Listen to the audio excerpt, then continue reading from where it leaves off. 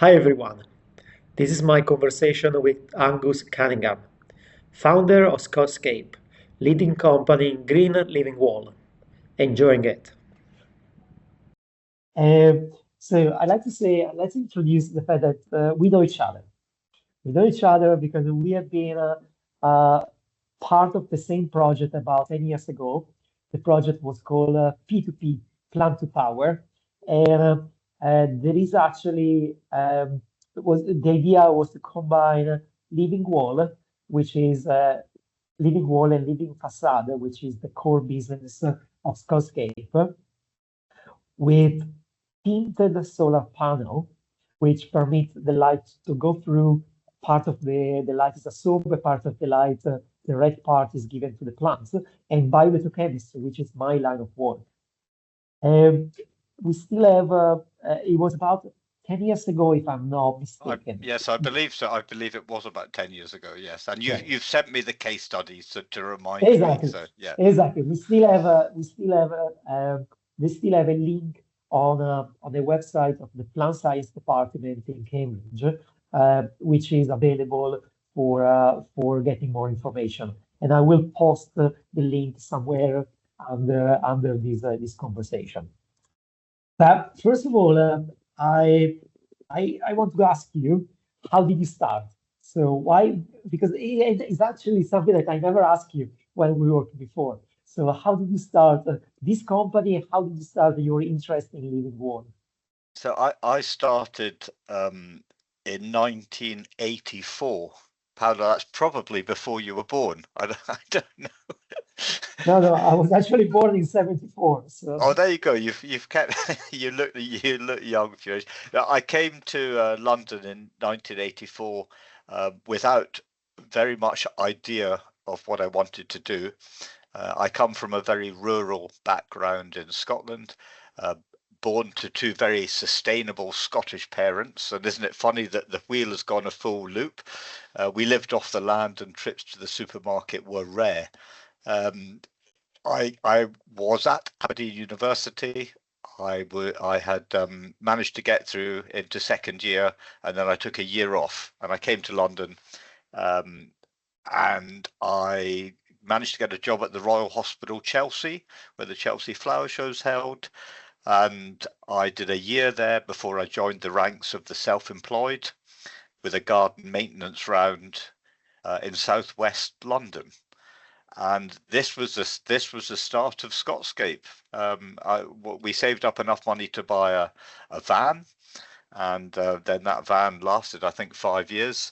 And but we were on our journey at that point, and it was gardening, which is what I'd been taught as a youngster by my parents, that this was their passion, and this is how Scotscape started. but how did you pass from say classical gardening, because living wall and living facade, in my view, is a step further compared to classical gardening. How did you done this step? So this was quite a long time after I'd started Scotscape in 1984. Um, it was in 2008, and Scotscape had grown to become a very large landscape company. And I took a trip down to see one of our nurseries that we bought a lot of plants from, and they had some plants that were stuck onto the wall of the building. And I thought, oh my God, how do they do that? This was my first vision of a living wall, because remember, before living walls were around, if you wanted to get plants to go on your building, you had to plant them on the ground and they would grow up. So this was I had that feeling in my stomach. I thought, this is just so clever. And I think at this point, the entrepreneurial sort of innovative side of me jumped up and down, and I got a sleepless night that night. And I thought, wouldn't it be great if we could do this in London? This gives us a competitive edge. So for my first view was in 2008, and it was a modular living wall system. And I just saw a lot of business opportunities for it, and there weren't any around. I'd never heard of them, but it was our world. So it was two ideas collide. We were in landscaping, soft landscaping, and plants, and this was a clever way to bring plants in. So for me, it was a a business opportunity. That was it. And from then though, Paolo, the market's grown massively in this area, because the drive is to bring biodiversity and plants into cities. So the initial one was, wow, look at this, and clients were putting it in because they thought it looked amazing, and they do. They're incredible feats. Have become very technical now, but initially it was, look at me, what I can do. And over the last 15 years, gradually it's turned into, we must have this because we need more biodiversity. Actually, I think you touched two things that I really want to explore a bit further, which are, you said, we need biodiversity. You use the word need, and then you also, for obvious reason, talk about business. So generally speaking, when you set up a business, one of the golden rule that people tell you is you can have a business if you sort out the problem. Because by sorting out the problem, you find your client. It's a perfect, So, yes, exactly right. And generally speaking, I found, and I'm not saying that we try to bring any, it's not like a negative connotation at all. By my view, one of the main products of a living wall, a living facade, is the beauty. Beauty is an incredible, important product. We need beauty, and I mean it. We really need beauty. So sometimes the big difference between having a bad day or a good day, because if you walk around and you see beautiful building, that really can make up your day. So therefore, beauty is an important product. Uh, also biodiversity. We need biodiversity. We need to bring this biodiversity inside of our sometimes very gray city. We need to help the water rain. So not having the water rain run off too quickly when it's raining, and keep for a bit longer when it's dry. And of course, if the living wall can also help with thermoregulation of the building, are all important value that you bring in when you apply a living facade, living wall. That said, frequently I feel that people have bigger fish to fry. So therefore, when someone has to decide whether to have a living wall or not, they might think, okay, is it desirable, but do I really need it? So how do you manage these balance between people might desire it, but not necessarily they need it, or maybe they don't know they need it? Well, it's a very interesting, it's a very good question, because different parts of the living wall and vertical greening appeal to different parts of the world that we operate in, from commercial to domestic. And I agree, they bring beauty. I've recently posted a blog on the benefits of living walls, and from sound absorption through to biodiversity, through to insulating buildings, and it's fascinating. So I think we have to take what comes our way commercially, but what I've discovered is that still in the domestic market,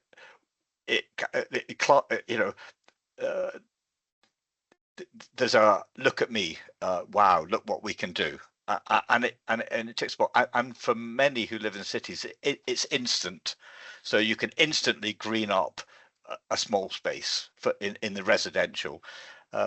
Commercially, the biggest thing that's happened to benefit us is the biodiversity net gain ruling, which says that if you're putting if developers are putting up a building, they will only get permission to put up that building if they can demonstrate that they're going to increase the biodiversity net gain by a minimum of 10%.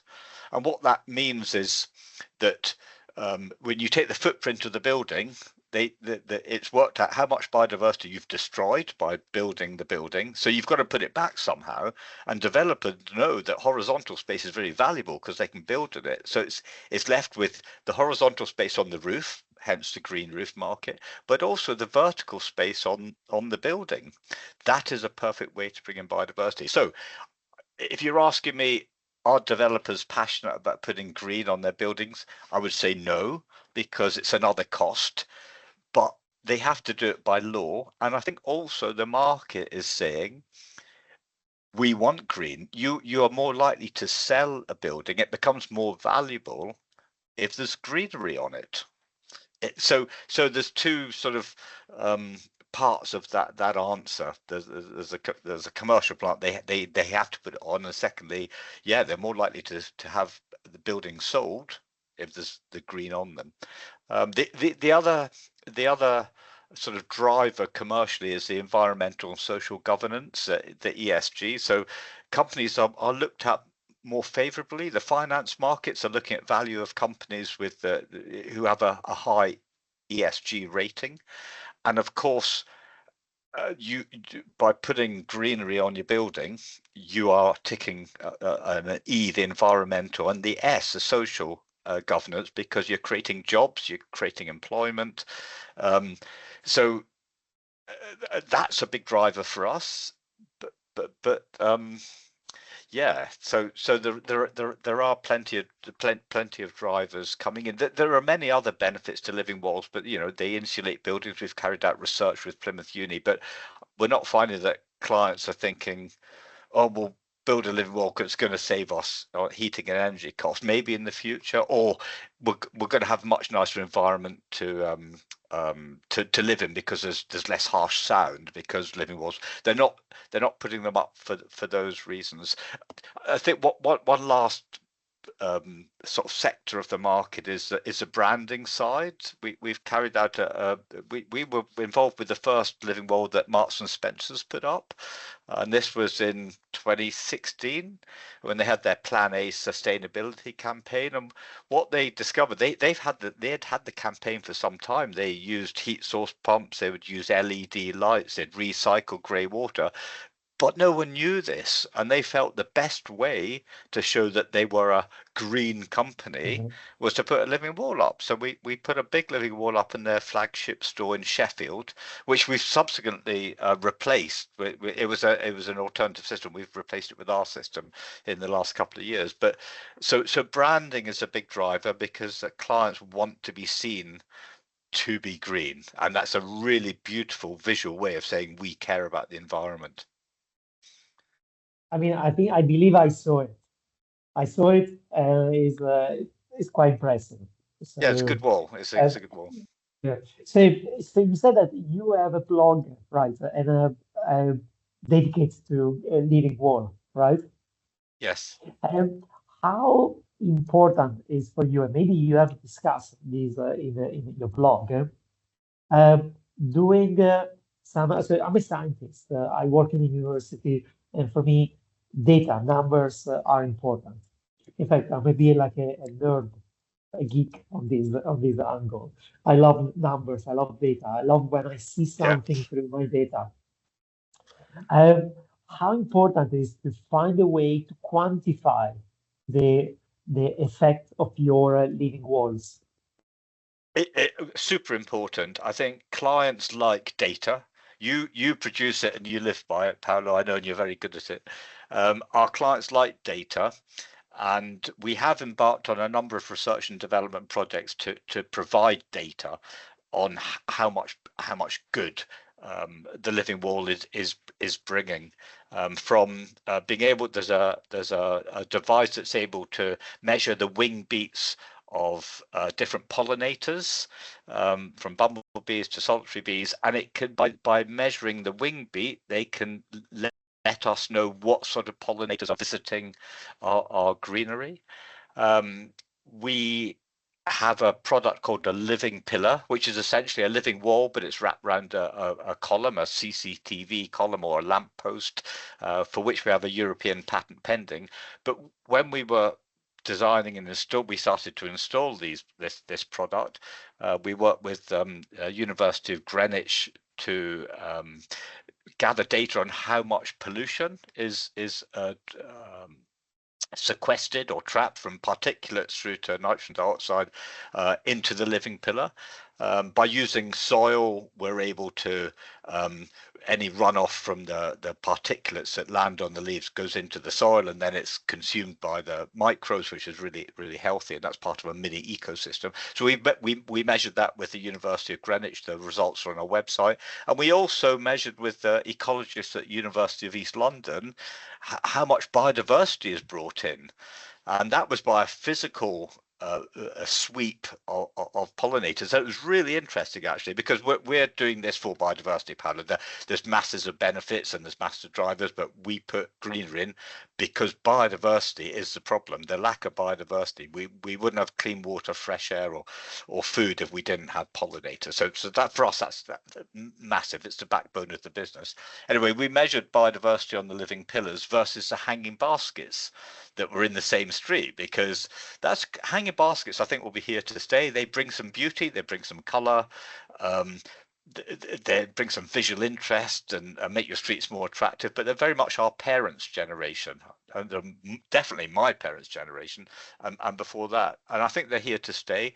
But for biodiversity, they're rubbish, because the planting's replaced once or possibly twice a year, and anything that's using the hanging basket as a habitat gets killed because it gets dumped. Yeah.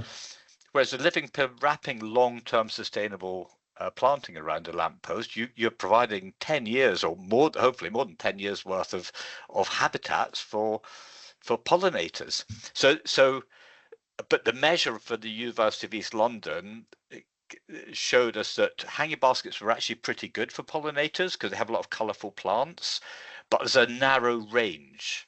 Whereas the living pillar, we designed the planting to flower all year, had a wider range of pollinators. We had a bigger range and as many as visited the hanging basket. So this data is important for clients, but I must caution on the pollution data that when you're putting living walls or living pillars or vertical greening structures into cities, we can demonstrate how much carbon they capture, how many particulates they take out there, how much nitrogen dioxide they absorb. But you can't ever say you can walk down this street and it's going to be, you can walk down the street, oh my goodness, a load of fresh air in this street, because in our towns the wind comes in from too many directions. So the data is important, and it ticks many people's boxes, and if they can provide data, they can get money to put these things in. But the data, fresh air, to get fresh air, you're better off getting rid of the car, the internal combustion engine. Well, I know very well that doing measurements, especially doing measurements that are solid, convincing, and is a very hard, especially when the system is not tiny, it's quite large, and is located not in a comfy, easy to do lab, but outdoor. So therefore, yes, yeah. I know very well that doing measurements in your situation, in your environment, is incredibly hard. And what you said is true. You can have a certain effect of, say, particle filtering, but there is wind around, and we cannot control wind. Correct. Correct. So, but there again, we've got to say they do some good. So that, you're taking a little bit of particulate out there, it's not going to go into someone's lungs. So there are benefits, but it's a small benefit. Yeah, but important nonetheless. So if a person is listening our conversation and is either already thinking or is now thinking about having a green wall, a green facade, what would you tell this person to be? So there are definitely challenges when you want to install a living wall. So can you point out the main challenges and how you fix them? So the first challenge is cost. So you should be allowing in the region of 600 to £650 per square metre to design, supply and a living wall. And that budget is input. Some say that's a big budget compared with putting landscaping in, but with living walls, you have up to 49 plants per square metre. And you're putting a living wall in a place that is not natural. It's not in the ground. So for us, that's the value of bringing. But I mean, that's a cost, I should say, of bringing biodiversity in to cities. And that, it's not the labour. It's a number of plants in the system. Anyway, so once we're over the cost challenge, design is very important. And the design of the living wall and the irrigation, as well as the design of the plants. And if we can get these two design aspects right, you'll have a long-lasting living wall. It goes into the planning, the pre-planning. With the plants, we have to take into account. We do a microclimate study of every site, a daylight and a microclimate study, because every part of a town is challenging. You've got north, south, east and west faces. Sometimes you have more rain in different parts of different towns in different parts of the UK. You have different wind, etc., etc. So once you've done that's a desktop study, by the way. That's all done from the internet. You can then have an idea of what plants are going to work best. And for us, because we can deliver irrigation to them, we don't. The climate is changing. We're having longer spells of dry, longer spells of wet, and more turbulent weather conditions. But with a living wall, because we can deliver irrigation, we're not so dependent on having possibly non-native or native cultivars to work, because we're not putting them in the ground. We are able to deliver the correct amount of water. So, but the plant choice is crucial. The most important part of the design is the irrigation. If you see a wall that's not living, a dead wall or a living wall with brown patches, 99.9 times out of 100, it's the irrigation that's not working. It's not the plant choice. It may be, we have to maintain the walls, and plants will drop over others and create shade, and some plants will die, but that's standard pruning. It will be the irrigation that's not working. So, and in the 15 years that we've been involved, and since the first major living wall came into London at Westfield in Shepherd's Bush in 2010, the technology that we've got has increased beyond measure. It's phenomenal. So we now use sensors. We have remote monitoring of irrigation, so we're notified what's happening and when. Sensors, heat sensors, moisture, temperature sensors, wind sensors, flow sensors are all in the living wall. It is so much so that we've gone through we can look at the irrigation system and control it remotely, and we're getting into the realms of actually the living wall can look after itself.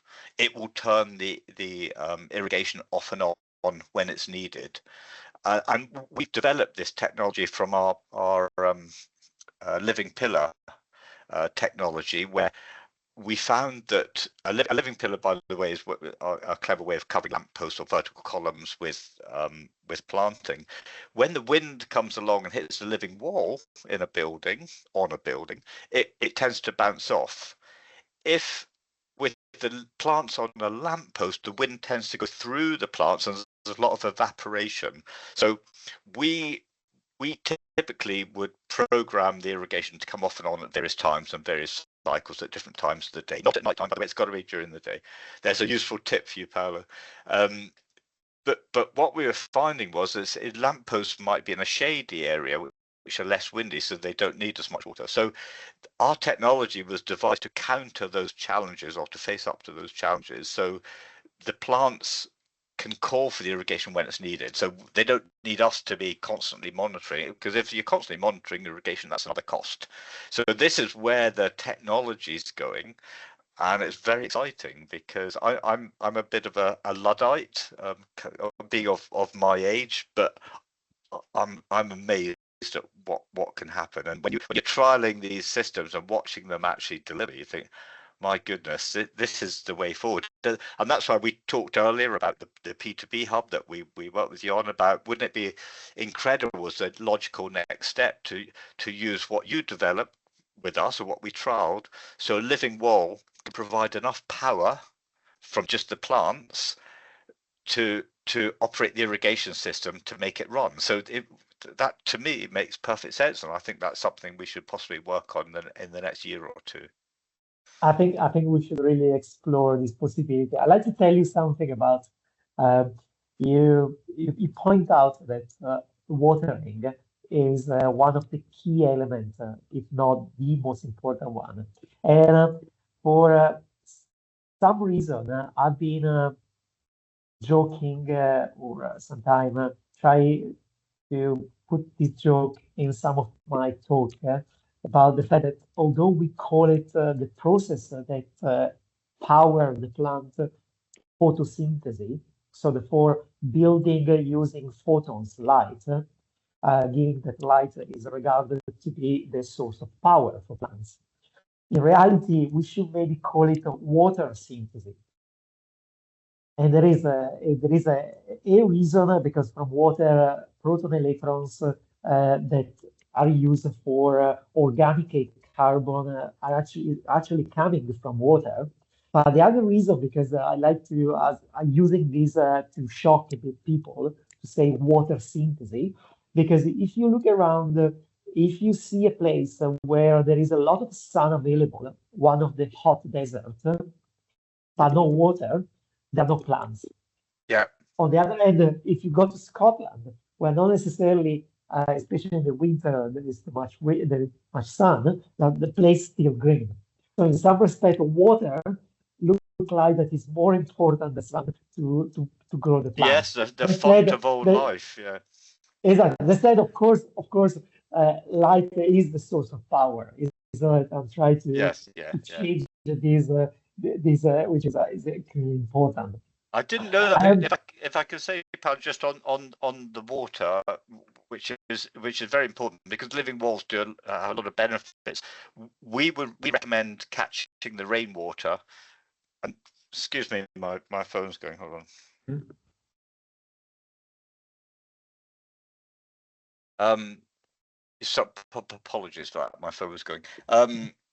Yeah, rainwater harvesting is very topical. So we like to capture the rainwater and put it back onto the living wall, because it doesn't. That just makes sense. We built our cities so the rain fell, and the Victorians in this country were super efficient at gathering the rainwater, putting it into drains, and taking it out to sea. But we have flooding issues now, so it's living walls and green roofs are another way of mitigating that problem by holding on to the rainwater, putting it onto plants to make the cities more sustainable and healthy, and stopping a flooding problem further down the line. So by mentioning water, that sprung to mind. Yeah. So. Yeah, no, I know how important these actually can be, and I know how when you put up a new building, even a small extension in your garden, the council generally is very careful telling you that the water that you catch in your extension cannot go on the already established drainage system. Because exactly, you need to create your soak in system, and then a green wall, a green roof can really help. But I also want to pick another thing that you said, which is you said one of the issues that people need to face initially is the cost. Perhaps, and this I want to, maybe we can have this conversation another time. How would you feel if we can try to design and offer from your company a DIY system for a green wall or green facade?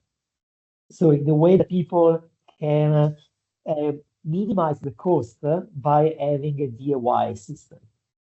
It's a good question. I think our system,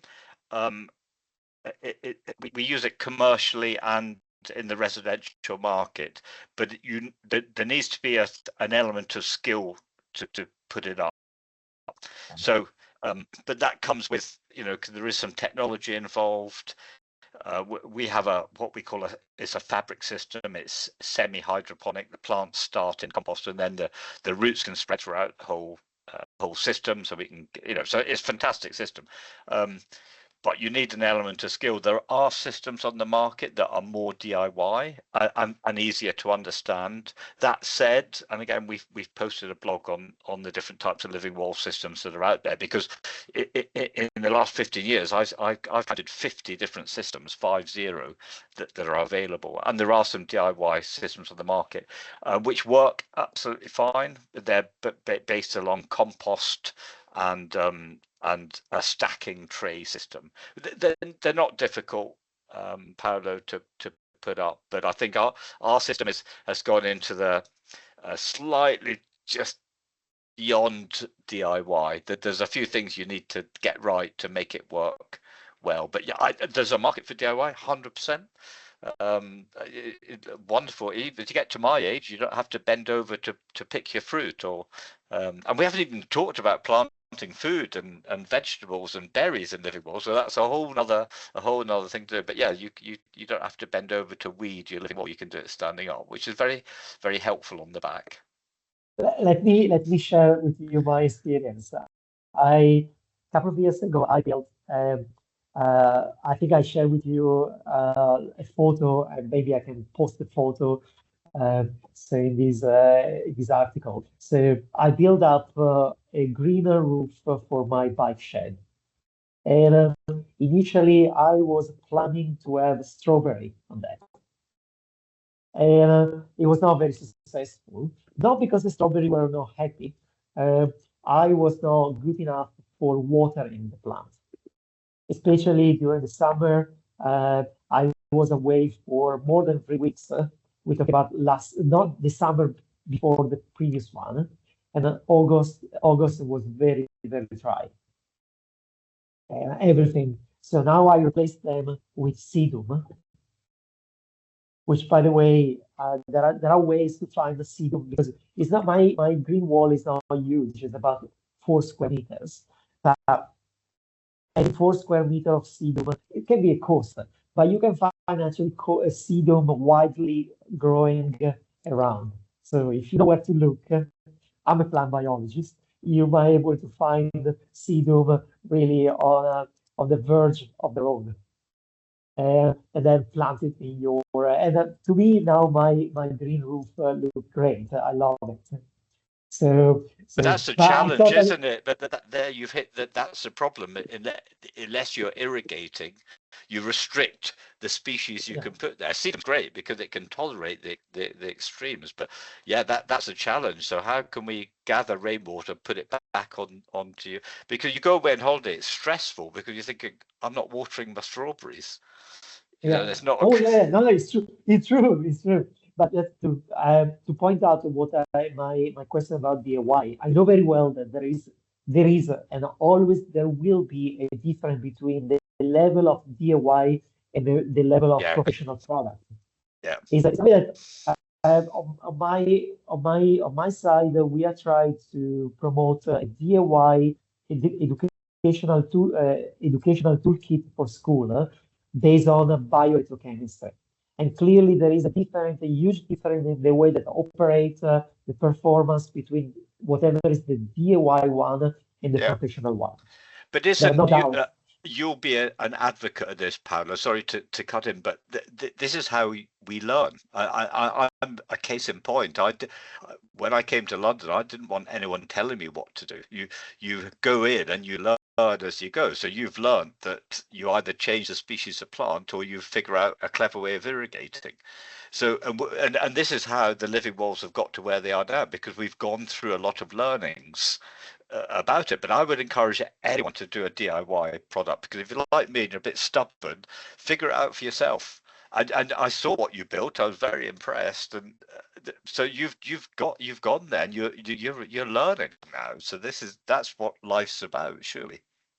And it is actually a way to start, because then after having one, you start thinking, gosh, I can really make the other part of my house more beautiful.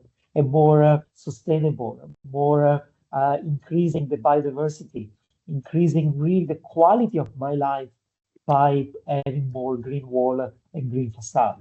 So just before finishing, I want to touch two different things. One is how much are you thinking about indoor system?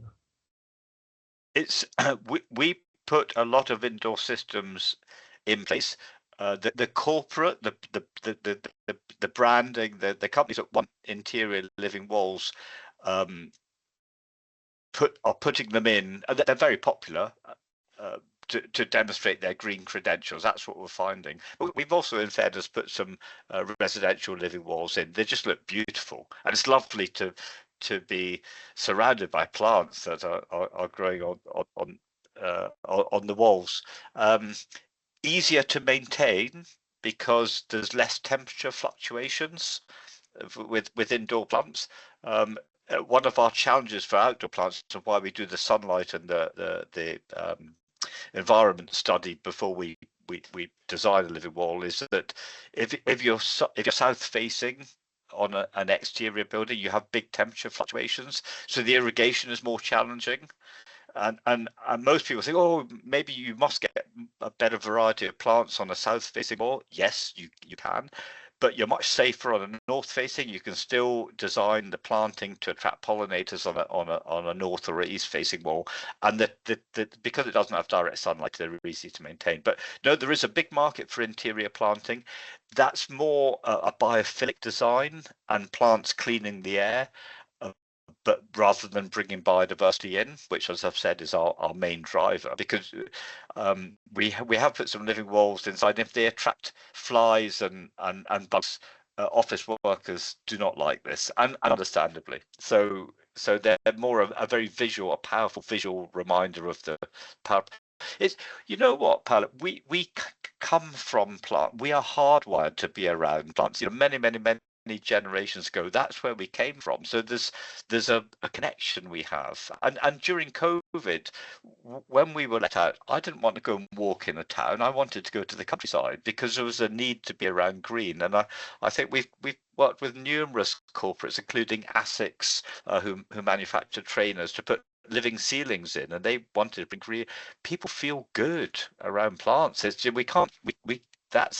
a fact. It's where we're from. We're hardwired to enjoy greenery. So there is, to answer your question, there's a lot of indoor green walls, and they're fun. You can be really clever with them because they're easier to maintain. Because I'm planning to try a small one in my house. I be worried for introducing too much humidity in the house. Something that I want to be careful. But I'm very intrigued by the idea to have a smaller, it's sort of a paint. I call it a living paint in my house. Something that I will share with you. Talk to me afterwards, and I'll suggest somewhere where you can get one. So my last point that I like to discuss with you, I want to have your view on this. It's a bit provocative in the sense that I've been working with people at Bartlett, University of London, UCL, and specifically in the context of the project called BioID. It's a project. Is a BioID, bio-integrated design. Is a master program that is promoted by Marcus Cruz and Brenda Parker. Many other people work with them, but those two people are the main power behind this program. And they try to integrate living organisms. Of course, plants is one of the big one, with architectural study. So, and something that we have been debating and somehow having a bit of disagreement is the value of ivy. I sometimes really like to see ivy growing on wall. And in my view, is a sort of a low-tech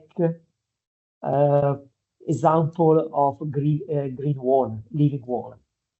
Um, I receive negative comments on that in the sense that thinking that, yeah, but then you damage the wall, there is not really thinking, is the ivy does whatever the ivy does, it's not that you are Yeah. planning.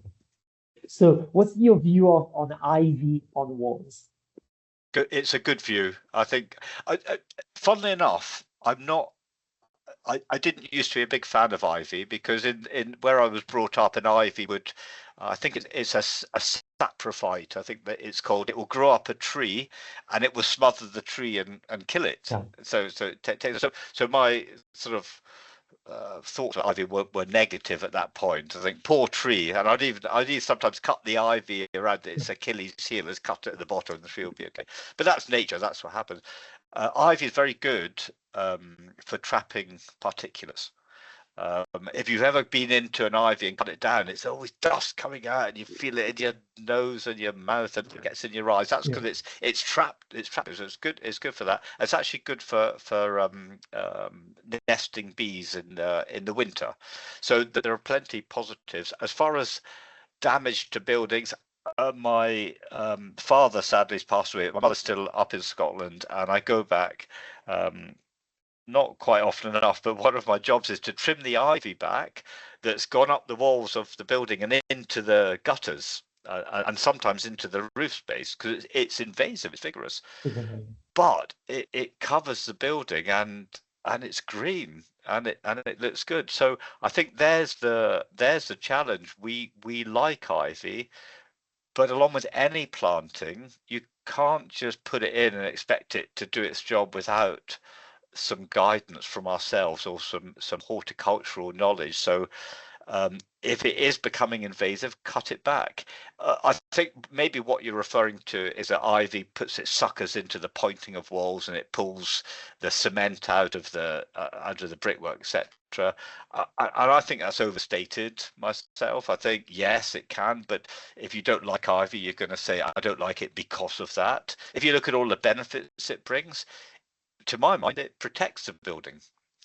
So it holds on in there, but if the building's been built correctly, it won't make the building fall over. It might ultimately hold it up.